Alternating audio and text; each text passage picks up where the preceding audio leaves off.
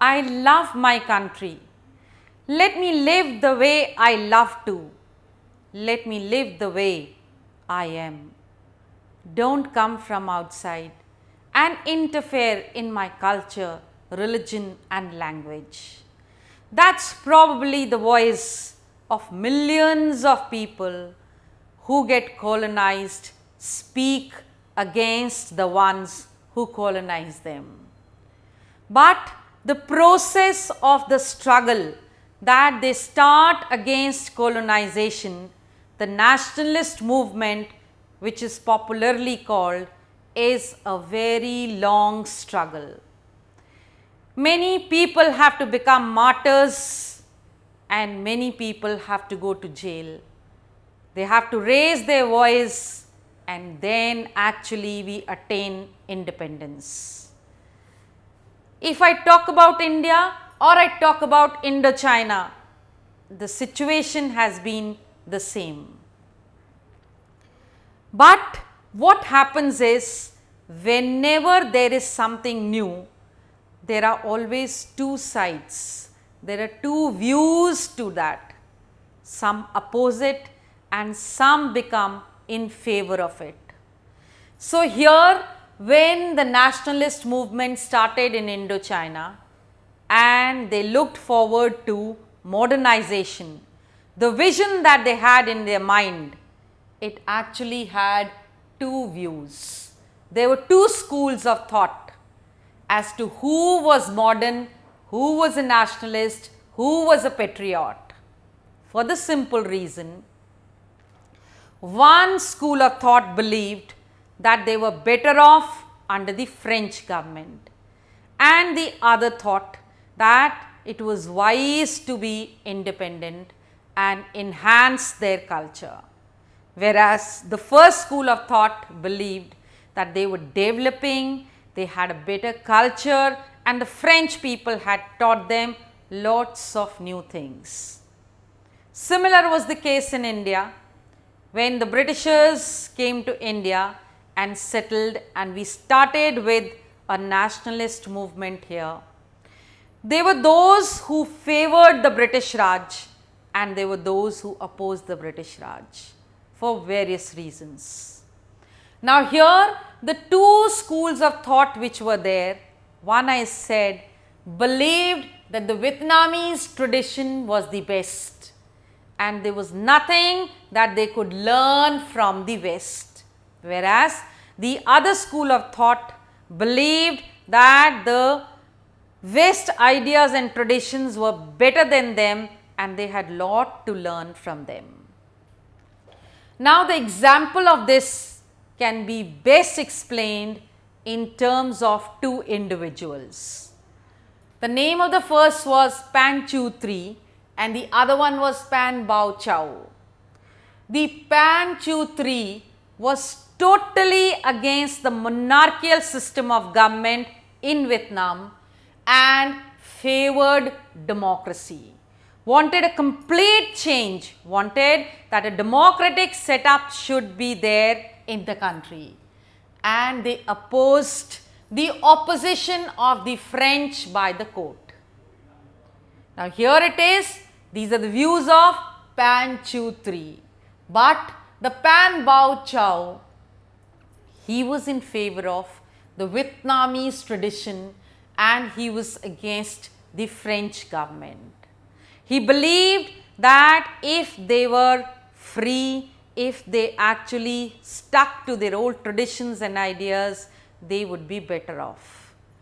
And he wrote a book, the name of which was The History of the Loss of Vietnam, in which he laments like a true patriot as to how the French people had destroyed their culture, their tradition, their language, their religion, and destroyed them like anything. So here are the two views, the two school of thoughts which clearly explain that the masses get divided into two segments whenever the nationalist movement starts in any country.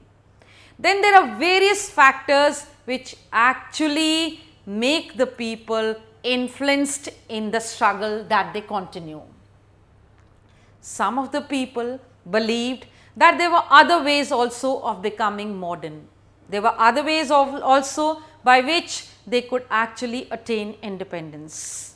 Now here, the biggest movement that they started in this context was the Go East movement, and this was started in 20th century, when actually in 1907 and 8 some 300 students went to Japan to study.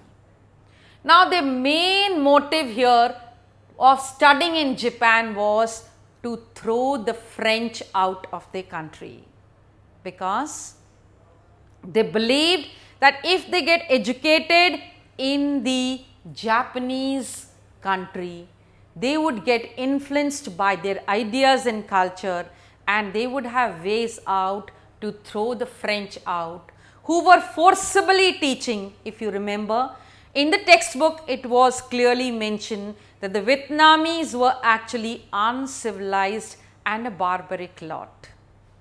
Now here, when these people settled down, or the students settled down, they started appealing to the Japanese and told them that since they are fellow Asians, they should help them in overthrowing the French out of their country. Even a branch of Restoration Society was formed at Tokyo for this purpose. But sadly, the Japanese Ministry of Interior did not agree to it, and they clamped this movement, the Go East movement, in 1908. And all the important leaders were deported from there. So that was the end of the Go East movement. But the people of Vietnam also got influenced by the developments in China. That is, when they saw that in the year 1911, a long year monarchy was overthrown by the people of the country themselves, and Dr. Sun Yat-sen actually accomplished a democratic setup there. But the people of Vietnam had realized one thing, that they did not want any constitutional monarchy now. They were looking forward to a democratic republic. So you see, there are always factors which influence you even from outside, and which help you from outside to actually gain independence. If you see in India, Gandhi, before he started with the mass movement, he started with small little experiments, the Satyagraha, and at Champaran, at Bardoli, to actually accomplish a bigger thing in life. So here too, they started with the Go East movement in Japan. They were influenced by the developments in China. That means a road was being paved to actually gain independence for their country. And I continue with it in the next clipping.